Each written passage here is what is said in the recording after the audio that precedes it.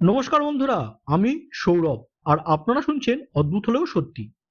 আজকের গল্প নিজাম কাদির বিল, লেখক জরাসন্ধ।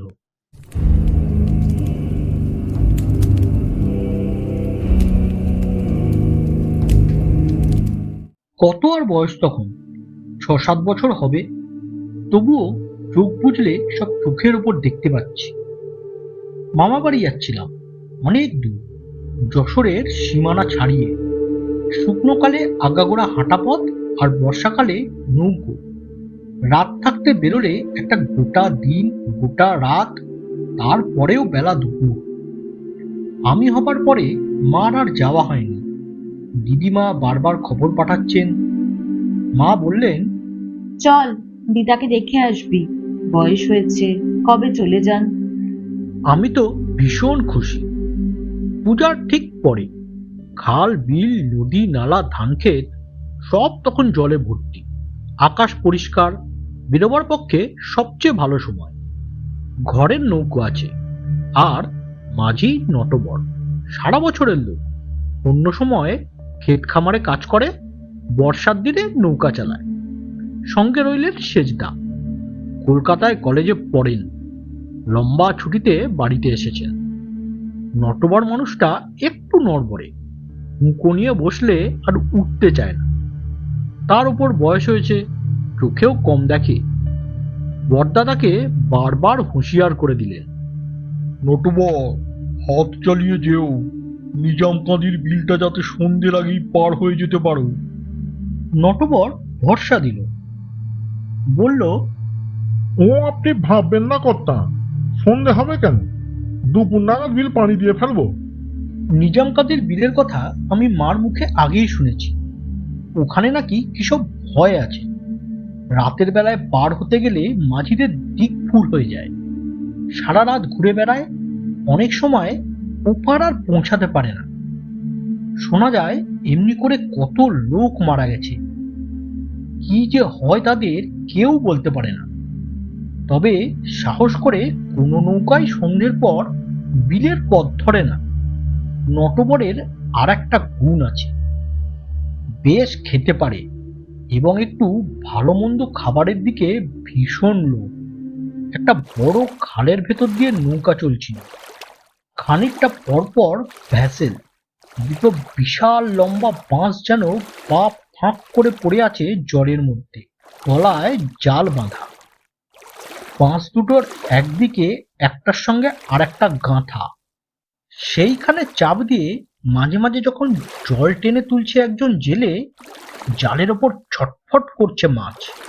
রায়েক, সরপুঁটি, পাবদা, শোল, পোনার বাচ্চা, আরো কত কি। দেখে দেখে নটবরের জিভে জল এসে গেল। রান্নার সরঞ্জাম সঙ্গেই আছে। দুপুরের দিকে কোথাও নৌকো বেঁধে তোলা উনুনে দুটো খিচুড়ি ফুটিয়ে নেবে, এই ছিল মার প্ল্যান। নটবর বলল, কি রকম বড় বড় রায় দেখেছেন মাথায় নেন। মা তার মনের কথা বুঝলেন, হেসে বললেন, মাছ কুটবার বটি যে আনিনি। তাতে কি হয়েছে, দা রয়েছে তো, আমি কুটে দেবো, আপনি ভাববেন না। এক আনায় এক হালি 4খানা মোটা রায়েক। মার রাঁধেনও চমৎকার।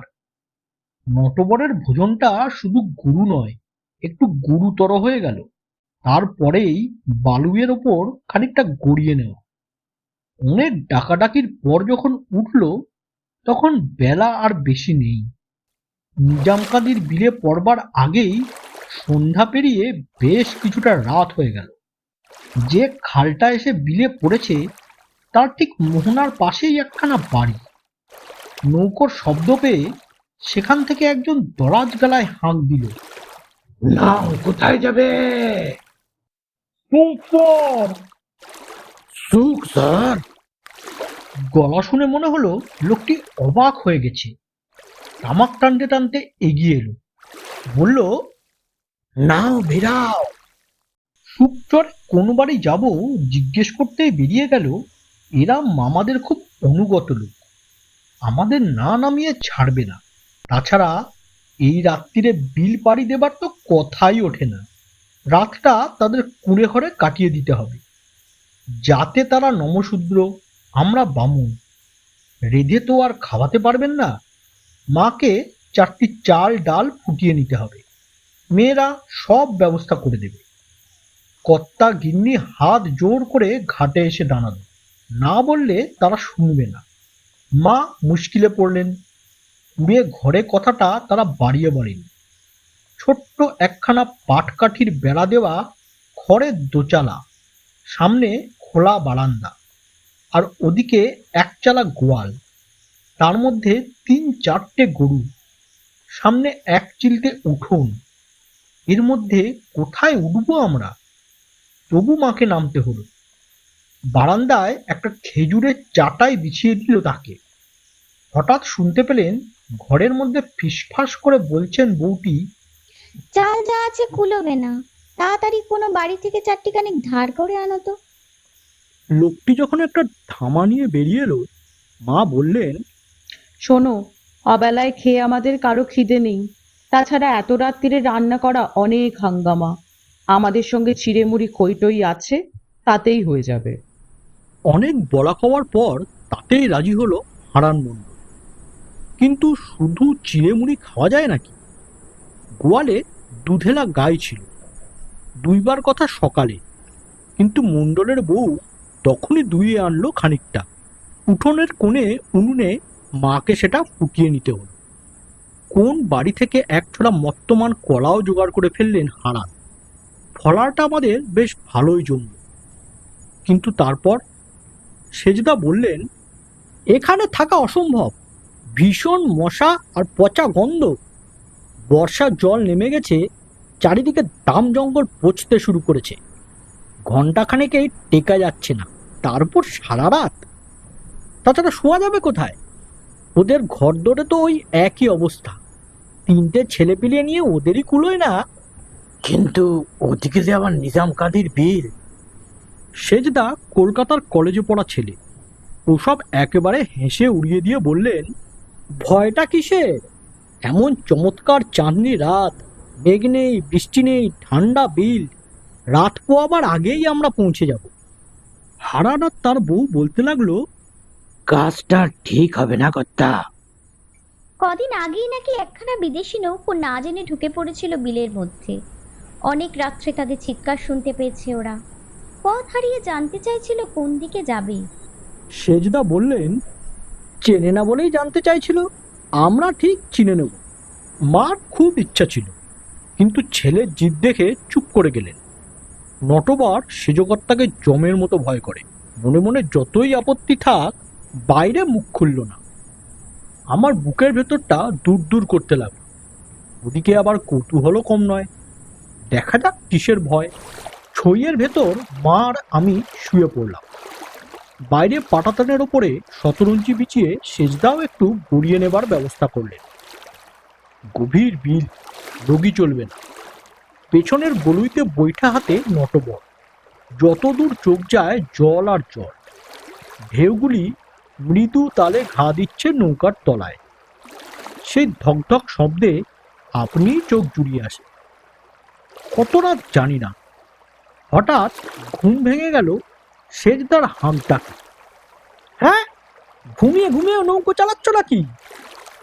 নটবর মিনমিন করে বলল, আইখান না কর্তা, একটু জিমুনি এসেছিল। ঝিমুনি এসেছিল? চোখে জল দিয়ে নাও। নটবর চোখে জল দিয়ে জোরে জোরে বৈঠা চালাল। সেজদা একবার এদিক ওদিক ভালো করে দেখে নিয়ে চেঁচিয়ে উঠল, একই করছো? কেন, কি হলো? নৌকা ঘুরে যায়নি তো? কি যে বলেন কর্তা, ঘুরে আবার গেল কখন? আমি তো সোজা সামনের দিকেই চলছি। তা তো চলেছ বুঝলাম, কিন্তু আমরা যখন বেরোই চাঁদটা ছিল বাঁ দিকে। এতক্ষণে ডান দিকে চলে যাবার কথা। বাঁ দিকে রইল কি করে? তা আমি কেমন করে বলবো কর্তা? চাঁদ কোথায় যাবে না যাবে আমি কি জানি? একটু পরেই ফর্সা হয়ে গেল। ভোরের আলো ফুটে উঠল পূর্ব দিকটায়। সেজদা উঠে ছই ধরে দাঁড়িয়ে বললে, যা বলেছি তাই। ওই তো সেই বাড়িটা। আজকে কোন বাড়ি? ওই যে কি মণ্ডল, যেখানে আমরা উঠেছিলাম সন্ধ্যের পর। মা ছইয়ের ভেতর থেকে উঁকি মেরে বললেন। ও মা, তাই তো। লোকজনের আওয়াজ পেয়ে হারান মণ্ডল বেরিয়ে পড়েছিল।